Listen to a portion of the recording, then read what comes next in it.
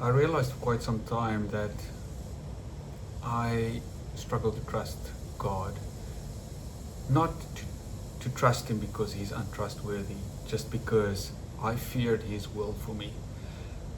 And not that it would be a selfish thing from my part where I don't want to do what He tells me to do. It was more from a point that I was so tired, I was so burnt out, I was so filled with the cares of this world that I thought that if I submit to God or just fall into His will or tell Him, listen, whatever you want to do, do, I thought it would end up in me having to labor again, being a good disciple, being good and faithful servant. And just that thought already sort of paralyzed me, because at that stage I was struggling with adrenal fatigue, I was struggling with burnout, I was struggling with chronic fatigue, a lot of other stuff, and I just didn't have any energy.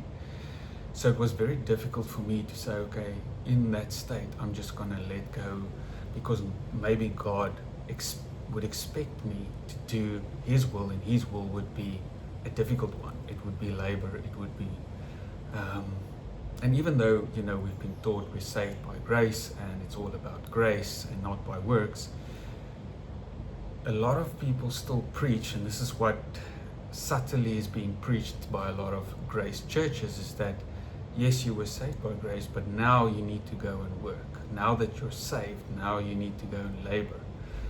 And in a sense, I do agree with that, but on the other hand, I think it's misunderstood. I think if we don't labor from a place of rest, we will just end up burning out again and again and again. And I don't think it's us that do the work in any case. I think it's Christ in us that's doing the work. So for me, it was very difficult to fall back into that grace, because I thought that grace will end up in me doing something, and then it wasn't even me not wanting to do it. It was me not having the energy. I already struggled to wake up in the morning. I already struggled to put one foot in front of the others. You can ask people, my friend, my cousin who was living with me for that time, the amount of medication I was on just to cope. And I just knew that if God expects me to do His will, and His will is difficult and it requires energy, then I will fail. So I'd rather just not ask for His will, not submit. So then I realized I was consciously sort of rejecting His will in my life. I was constantly trying to maneuver my way around it just to survive. And then when I got to a point where my body and my soul finally broke, and I had to submit whatever it was to this God, then I found out it was the opposite. I found out that it was rest.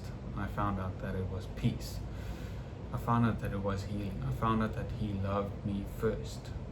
I found out that His yoke is easy and His burden is light. I found out that He does the work through me, and it's not me doing the work. I realized that it was better than I ever thought. I realized His will for me was healing. His will for me was a sound mind. His will for me was a body that didn't have pain. His will for me was knowing that He picks me up and dances with me every single day. His will for me was a party for coming back to the house, i.e. trusting Him, i.e. just falling back into grace. And that was almost difficult for me to accept, even though I was busy accepting it because I didn't have another choice. But all the fears came up still, and saying, listen, this is almost too good to be true. You can't just go into rest. You need to do something. And I realized I had to let that go as well. That was pride. That was me trying to still be a good servant. I know we preach grace, and we believe we're accepted by grace, and it's all about His love and for us, not our love for Him. But then it's still, at the end of the day, we won't accept the fact that if we do nothing for the rest of our lives, we are still perfect, blameless, holy, and spotless in His sight. And then a lot of, grace religious people would say, but yeah, they're very scared of that, because now you can't just go into lazy grace, or you can't just go into resting and doing nothing. You still need to do something. And I needed to let that go and step into that unknown, the unknown of not doing anything, the unknown of not being in control of my work, the unknown of not the fear of not being maybe good enough if I don't do something, the unknown of not performing under grace even. And then the flip side happened. The more I entered grace, the more I started to do. And I realized that it's almost what Paul probably said, I'm not sure, but how I interpret it when he said, I labor more abundantly than you all, yet not I, but Christ who lives in me. I realized it was Christ from the beginning. He does the work. It's not your soul, it's not your flesh. If you submit to Him, you first enter rest, and then He prioritizes you first, which is a funny thing, right? We thought like, okay, we're saved, and then a week later we need to start joining this group and that group, and then a week after that we need to go and evangelize and rescue the world. And I was against that. I'm physically producing videos and content and working with people and have small groups of my own to share the good news, to share healing and grace and love and peace and the revelation of Christ in you and what Jesus has done. So I agree with that, but we expect almost to start doing stuff immediately and not realize that you are His first priority. He wants to love you first. I asked God one day, like, why do you almost force me to sit and just experience your goodness the whole time and not do anything? Like, it's counterintuitive, it's counter-religion, it's counter-church. Why do you specifically tell me to not go and do something? And He said, because if you do not accept my goodness and my love and my grace for you, then how will you know what my will is for other people? You will think you know my will. You will go preach something, but you will just preach labor again. You will preach a state of non-rest. You'll preach of a grace, but to do something. But if you accept my love, if you accept my peace, if you accept my priority on you first, my goodness, then you will know why I want to save them, why I want to sozo them. You'll know that when you preach to them, when you speak to them, it is not so that they can become a soldier for God, or that they can go labor for God, or that they can go and preach. You will know the only reason that you share this with them is because I love them. I want them to know that I'm in perfect union with them. I want to be one with them in heart and in mind, body, spirit, everything.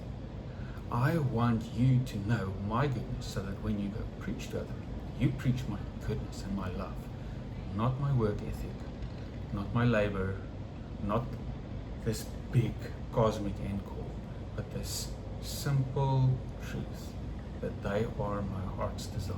They always were, and I sent Jesus to reconcile the whole world back to me out of delusion.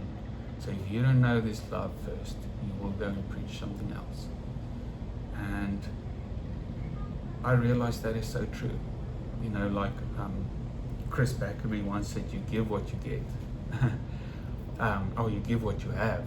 So if you have grace sprinkled with some still to do, you're saved by grace, but to do something, you will give that. But if you humble yourself as per my other videos, and you just accept His goodness, His love towards you. Let Him shower Himself and His goodness over you. You will give that also to people. And I've done both. At a point in my life, I've given labor, I've made discipleship, I've made serving, I've made preaching the gospel, I've made evangelism. The goal, not the goal, I was preaching that He loves you and He wants to save you and stuff, but that was still laced with a bit of, okay, but now that you're saved, we're going to get you all the material and we're going to send you out into the world. And that wasn't wrong, but it was incomplete. And then God, when I was willing to rest, He told me, listen, the only reason I want to save the people is because I want to save the people, because I love them. I'm not doing something to get something. And if they just know that I love them, they're one with me, and that's it for the rest of eternity, that is fine. And in any case, I will do the work that needs to be done through them, but it will be out of a place of union and rest. So I want to encourage those who struggle to maybe give over to God because you don't trust His will. You think maybe He will ask something big of you. He will put a heavy burden on you. If you just submit to Him, you might not get the desires of your heart. You might end up moving away from what you think you want. And I can honestly tell you that I had those fears, and God's will and desire for me was much better than what I ever could imagine. And I took that leap of faith. I'm still taking it. This is why I'm making this message, because of this video, because I sat at the pool now and I realized, this is also what's happening to me. I'm even now sometimes struggling to just submit to the next step fully, completely, because at a point, cares and labor and having to do something still, enters the mind and the heart. And I just needed to anew remind myself that your will for me is only good. It says, I walk through the valley of shadow of death. It says I walk there. It didn't say God led me there or God took me to the valley of the shadow of death. It says I walk. But then it says you lead me beside peaceful streets. You make me lie down in green pastures. Notice what He does versus what we do. Sometimes what we do, or what society tells us to do, or what religion or church or whatever tells us to do, is what we attribute to God, and we think it is God. But God said, my yoke is easy, my burden is light. I lead you beside peaceful streams. I make you lie down in green pastures. And that is a state of rest and peace in your heart and mind. And then in a world that is quite chaotic, and whatever you needed to do, you go with that peace, you go with that rest. And I believe that is why Paul was able to also do what he did and have the mindset that what he did, because in him he knew there was rest and peace, even though the world outside him. So it didn't really matter what happened, because he was in a state of rest and peace. He knew this about his Father. So just submit to Him. Or if in my team at work, we have a sort of proof of concept culture. We try something quickly and we see if we can learn something. So sometimes this is difficult to do as an absolute. So maybe just give it a week and say, listen, Dad, I'm just going to let go for a week and trust your will for me. Just a week.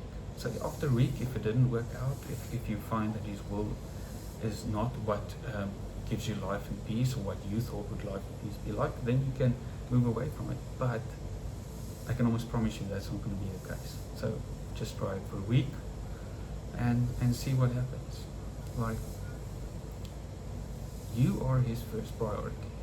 You first. Everybody is his first priority, but it's personal, right? So he wants to be one with you. He wants you to understand that you are one with him.